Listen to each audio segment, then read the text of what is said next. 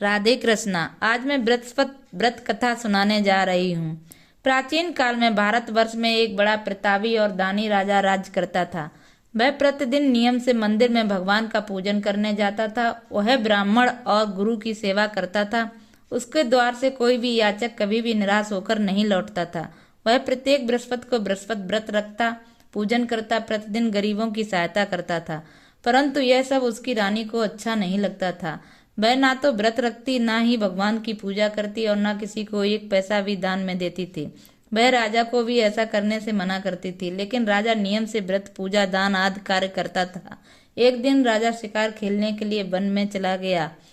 महल में रानी और दासी थी। उस समय बृहस्पति देव साधु का रूप धारण कर महल में आए भिक्षा मांगने लगे।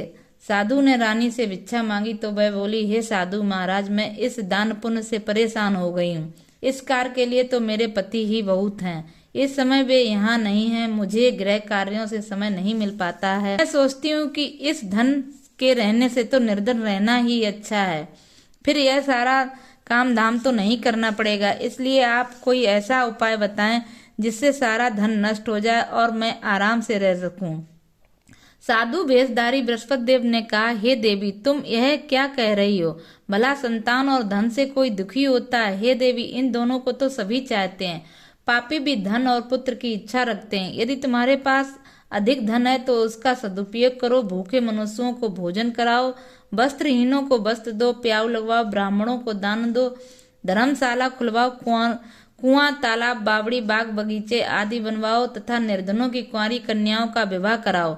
साथ ही यज्ञ आदि करो। इस प्रकार के कर्मों से तुम्हारे कुल का यश परलोक में फैलेगा और तुम्हें स्वर्ग की प्राप्ति होगी।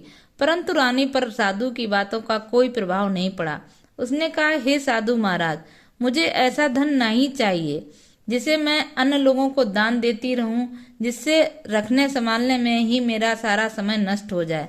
साधु ने कहा, हे देवी, यदि तुम्हारी ऐसी इच्छा है तो जैसा मैं बताता हूँ तुम वैसा करना, और इससे तुम्हारी यह इच्छा पूरी हो जाएगी। तुम बृहस्पति के दिन घर को गोबर से लीपना, अपने केसों को पीली मिट्टी से अच्छी तरह धोना, स्नान करना, राजा उस दिन हजामत करवाए मांस मदिरा का सेवन करना और कपड़े धोबी के यहाँ धुलने डालना। इस प्रकार 7 बृहस्पति तक करने से तुम्हारा सारा धन नष्ट हो जाएगा।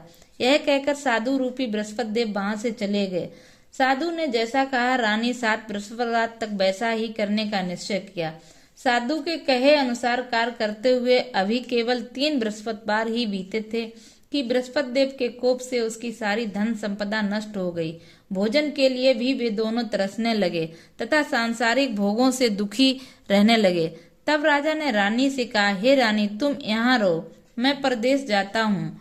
यहाँ पर मुझे सभी मनुष्य जानते हैं, इसलिए मैं कोई कार्य नहीं कर सकता। देश चोरी परदेश भीख के बराबर है। यह कहकर राजा परदेश चला गया। वहां उसे और कोई काम न मिला तो वह जंगल से लकड़ी काट कर लाना और शहर में ले जाकर बेचने लगा। इस प्रकार अपना जीवन व्यतीत करने लगा। इधर राजा के बिना रानी और दासियां दुखी रहने लगीं। उन्हें किसी दिन भोजन मिलता और किसी दिन केवल जल पीकर ही रह जाती। एक बार रानी और दासियों को 7 दिन तक भोजन नहीं मिला तो रानी ने अपनी दासी से कहा, यहाँ पास के ही नगर में मेरी बहन रहती है, वह बहुत धनवान है, तू उसके पास जा, उससे 5 सेर बेजर मांग ला, जिससे कुछ दिन के लिए गुजर हो जाएगी। दासी रानी की बहन के यहाँ गई। उस दिन बृहस्पतिवार था। रानी की बहन उस समय बृहस्पति देव की पूजा कर रही थी।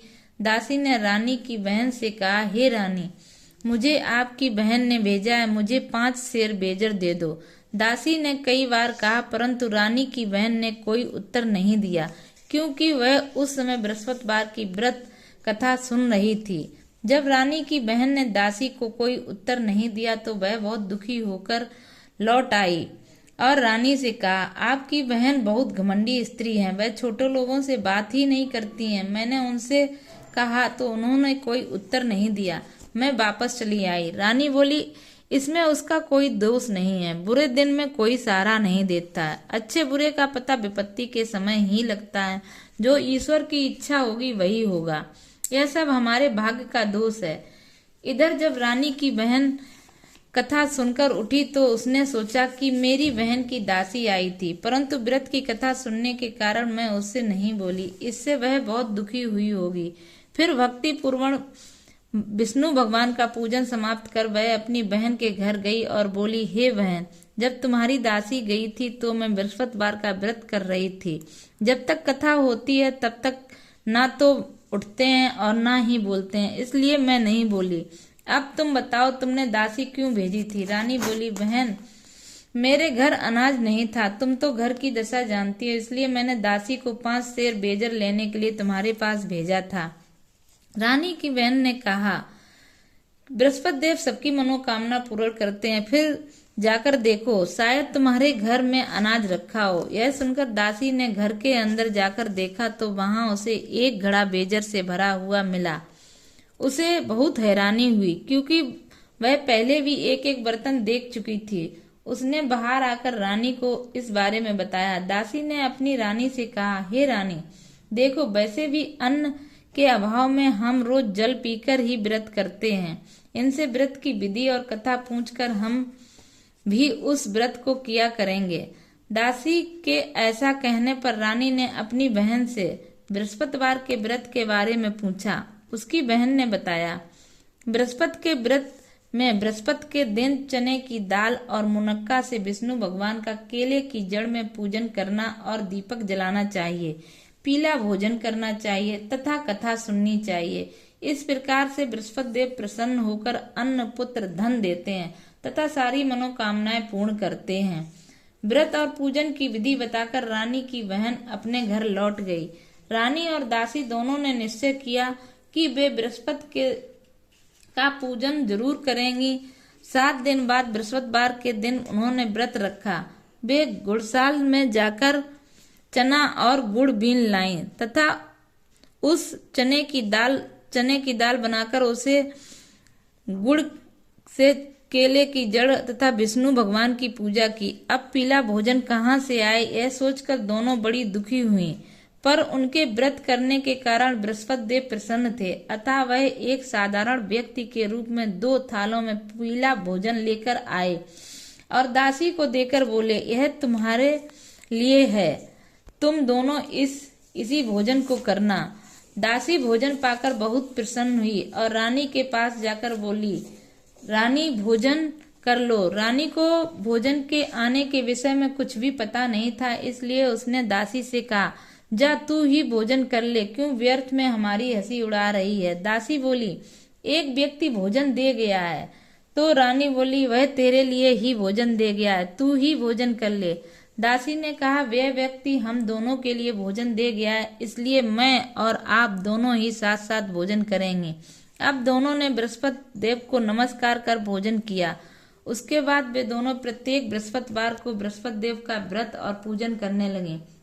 बृहस्पति देव की कृपा से उनके पास फिर से धन हो गया, परंतु रानी पहले की तरह ही आलस्य करने लगी। तब दासी ने कहा, देखो रानी, तुम पहले भी इस तरह आलस करती थी और तुम्हें धन को रखने में कष्ट होता था, इसी कारण से सारा धन नष्ट हो गया। अब बृहस्पति देव की कृपा से फिर से सारा धन मिला है, तो तुम्हें पुनः आलस होने लगा है। बड़ी कठिनाइयों के बाद हमने यह धन पाया है, इसलिए तुम्हें दान पुण्य करना चाहिए, भूखे मनुष्यों को भोजन कराना चाहिए तथा प्याऊ लगवानी चाहिए, ब्राह्मणों और दीनोहीनों को दान देना चाहिए, कुआं, तालाब, बावड़ी आदि का निर्माण करवाना चाहिए, मंदिर, पाठशालाएं बनवानी चाहिए, निर्धनों की कुंवारी कन्याओं का विवाह करवाना चाहिए और धन को शुभ कार्यों में खर्च करना चाहिए, जिससे तुम्हारे कुल का यश बढ़े और तुम्हें स्वर्ग की प्राप्ति हो और पितर प्रसन्न हो।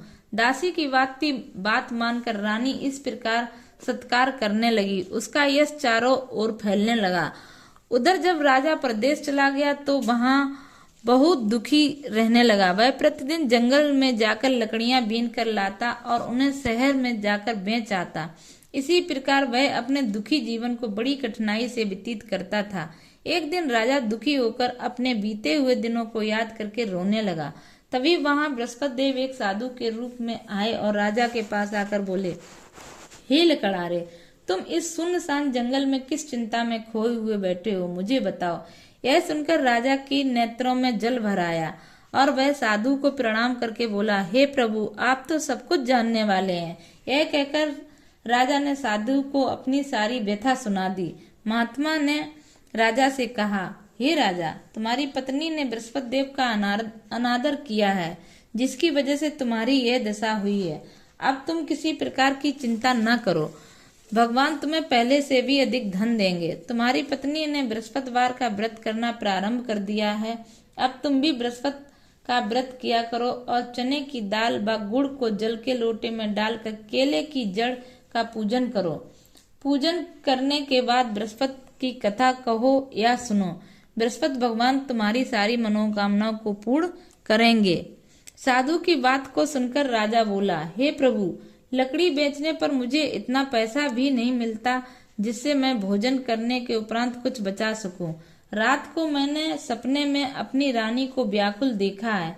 मेरे पास ऐसा नहीं है जिससे मैं उसका समाचार जान सकूं।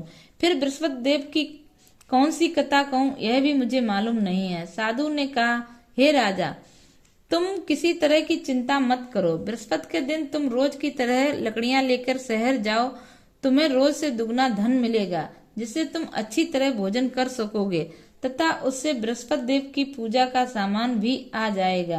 बृहस्पति देव की कथा इस प्रकार है। प्राचीन काल में एक बहुत ही गरीब ब्राह्मण रहता था। उसके कोई संतान नहीं थी। वह नित्य पूजा पाठ करता था, लेकिन उसकी स्त्री बहुत मलिन स्वभाव की थी। वह ना तो स्नान करती थी, ना ही किसी देवी देवता का पूजन करती थी। वह सुबह उठते ही सबसे पहले भोजन करती, बाद में कोई अन्य कार्य करती। इससे वह ब्राह्मण बहुत दुखी रहता था। वह पत्नी को बहुत समझाता, पर वह कुछ नहीं सुनती थी। भगवान की कृपा से ब्राह्मण की पत्नी को एक कन्या उत्पन्न हुई। बड़ी होने पर वह नित्य प्रातः स्नान करके भगवान विष्णु की पूजा करती, बृहस्पतिवार का व्रत भी करती। पूजा समाप्त कर विद्यालय जाती तो अपनी मुट्ठी में जौ भरकर ले जाती और विद्यालय के मार्ग पर डालती जाती। वे सारे जौ सोने के हो जाते और विद्यालय से लौटते समय उन्हें बीन कर घर ले आती।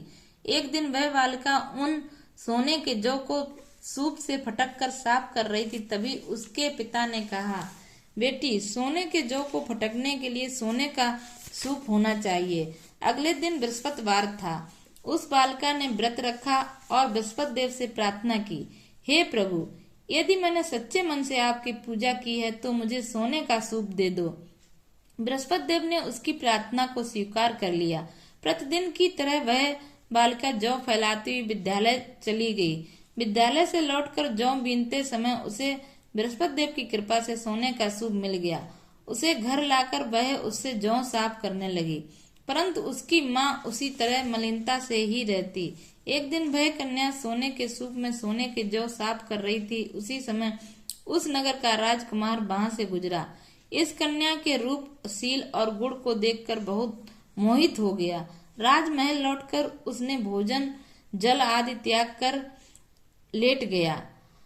राजा को जब राजकुमार के अन्न जल त्यागने के बारे में पता चला तो वह प्रधानमंत्री के साथ राजकुमार के पास गया और बोला, हे पुत्र, तुम्हें क्या कष्ट है? किसी ने तुम्हारा अपमान किया है या अन्य और कोई कारण है? सो बताओ, मैं वही करूंगा जिससे तुम प्रसन्न हो। अपने पिता की बातें सुनकर राजकुमार ने कहा, आपकी कृपा से मुझे किसी प्रकार का दुख नहीं है और न ही किसी ने मेरा अपमान किया है, लेकिन मैं उस लड़की के साथ विवाह करना चाहता हूँ जो सोने के सूप में सोने के जौ साफ कर रही थी। यह सुनकर राजा को आश्चर्य हुआ और बोला, हे पुत्र, तुम ही इस तरह की कन्या का पता बताओ, मैं तुम्हारा विवाह उसके साथ अवश्य करवा दूंगा। राजा ने राजकुमार को उस कन्या के घर का पता बता दिया। प्रधानमंत्री उस लड़की के घर गया और राजकुमार की इच्छा के बारे में ब्राह्मण को बताया। कुछ ही दिन बाद ब्राह्मण ने विधि विधान के अनुसार अपनी कन्या का विवाह राजकुमार के साथ कर दिया। कन्या के घर से जाते ही वह ब्राह्मण पहले की तरह गरीब हो गया। अब भोजन के लिए अन्न भी बड़ी कठिनाई से मिल पाता था। एक दिन दुखी होकर ब्राह्मण अपनी पुत्री से मिलने गया। कन्या ने पिता को दुखी देखा और अपनी माँ का हाल पूछा। ब्राह्मण ने सारा हाल बताया। कन्या ने अपने पिता को बहुत सारा धन देकर विदा कर दिया। इस प्रकार ब्राह्मण का कुछ समय सुख पूर्वक बीता, लेकिन कुछ दिनों बाद फिर वही हाल हो गया। ब्राह्मण फिर अपनी कन्या के यहाँ गया और सारा हाल बताया। तो उसने कहा, हे पिताजी, आप माताजी को यहाँ लिवा लाइए। मैं उन्हें वह विधि बता दूंगी जिससे हमेशा के लिए आपकी गरीबी दूर हो जाएगी। ब्राह्मण घर गया और अपनी पत्नी को लेकर पुत्री के पास पहुंचा तो पुत्री ने अपनी माँ को समझाते हुए कहा, हे माँ, तुम प्रातः काल उठकर सबसे पहले स्नान आदि करके विष्णु भगवान का पूजन किया करो तो तुम्हारे घर की सारी दरिद्रता दूर हो जाएगी। लेकिन उसकी माँ ने उसकी बात नहीं मानी। वह प्रातः काल उठकर अपनी पुत्री की बची जूठन खा लेती। एक दिन उसकी पुत्री को बड़ा क्रोध आया और रात में उसने कोठरी का सारा सामान निकालकर अपनी माँ को उसमें बंद कर दिया। प्रातः काल उसे निकालकर स्नान आदि करा के पूजा पाठ करवाया तो ब्राह्मणी की बुद्धि ठीक हो गई। अब वह नियम से पूजा पाठ करती और प्रत्येक बृहस्पतिवार को व्रत रखती। इस व्रत के प्रभाव से ब्राह्मण और ब्राह्मणी भी बहुत धनवान और सुखी हो गए तथा बृहस्पति देवता की प्रभाव से इस लोक के सुख भोग कर दोनों स्वर्ग लोक पहुंचे। इस तरह कथा कहकर साधु देवता वहां से अंतर ध्यान हो गए। धीरे धीरे समय बीतने पर फिर बृहस्पति का दिन आया। राजा जंगल से लकड़ी काट कर उन्हें शहर में बेचने गया। उस दिन उसे बाकी दिनों से अधिक धन मिला। राजा ने चना गुड़ आदि लाकर बृहस्पतिवार का व्रत किया। उस दिन से उसके सारे कलेश दूर हो गए। पर अगले बृहस्पतिवार को वह व्रत करना भूल गया। इस वजह से बृहस्पति देव के नाराज हो जाने के कारण उसे बहुत कष्ट झेलना पड़ा। उस दिन उस नगर के राजा ने एक विशाल यज्ञ का आयोजन किया।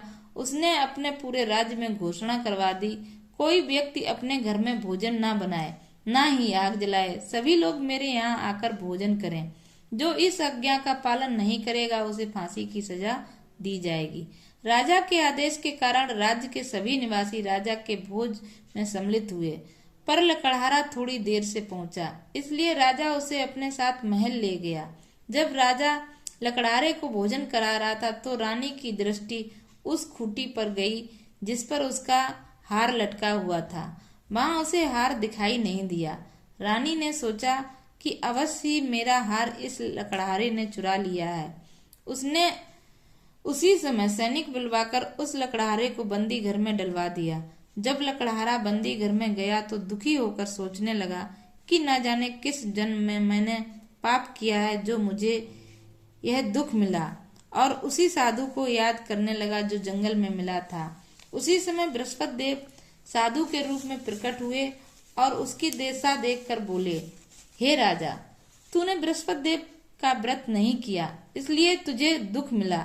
अब तू चिंता मत कर। अगले बृहस्पतिवार के दिन तुझे इस बंदी घर के दरवाजे पर 4 पैसे पड़े मिलेंगे। उनसे तू बृहस्पति देव का व्रत और पूजन करना तो तेरे सारे कष्ट दूर हो जाएंगे। अगले बृहस्पतिवार के दिन उसे बंदी घर के दरबारे पर 4 पैसे पड़े मिले। राजा ने पूजा का सामान मंगवाया और कथा कहकर प्रसाद बांटा। उसी रात बृहस्पति देव ने उस नगर के राजा को स्वप्न में कहा, हे राजा, तूने जिस व्यक्ति को बंदी गृह में बंद कर दिया है वह निर्दोष है। वह एक अन्य नगर का राजा है, उसे छोड़ दे।